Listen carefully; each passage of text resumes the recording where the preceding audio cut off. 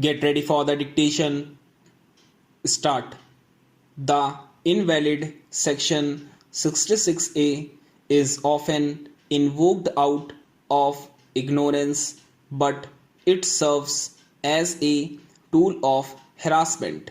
It is quite disconcerting that the Supreme Court has been informed for the second time in 2 years that Section 66A of the IT Act, which was struck down as unconstitutional 6 years ago, is still being invoked by the police and in some trial courts. One can see why the court deemed it a shocking state of affairs when a petition by the People's Union for Civil Liberties (PUCL) came up for hearing. Section 66A made messages deemed by the police to be offensive or menacing to anyone or those that caused annoyance a criminal offense if these were sent through a computer or computer resource. It prescribed a prison term of up to 3 years on conviction. In its landmark judgment in Shreya Singhal 2015, the court ruled that the provision was vague and violated the freedom of free speech.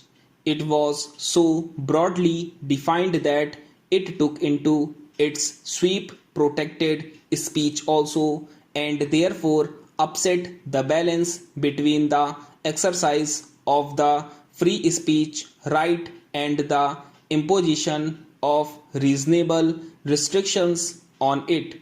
In January 2019, the court's attention was drawn to the same problem of the invalidated provision being used by the police to register cases based on complaints.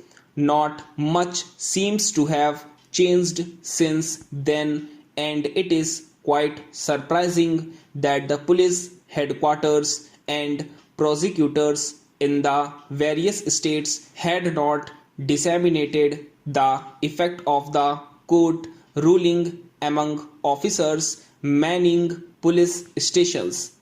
There were also instances of courts framing charges under Section 66A even after lawyers had cited the 2015 judgment.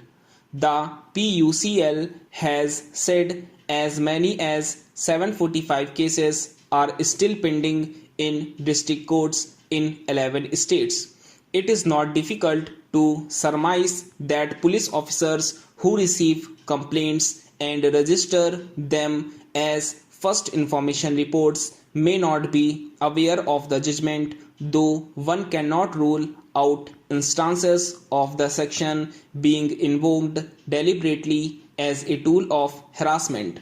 Ignorance of the law is no excuse for the citizen, and it must equally be no excuse for police officers who include invalidated sections in FIRs.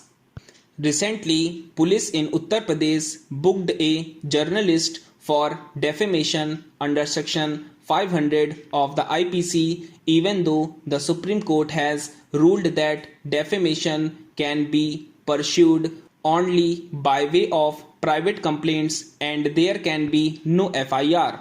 The current hearing may result in directions to states and the police as well as the court registries for appropriate advisors to both station house officers and magistrates, but it is not necessary for those concerned to wait for such orders.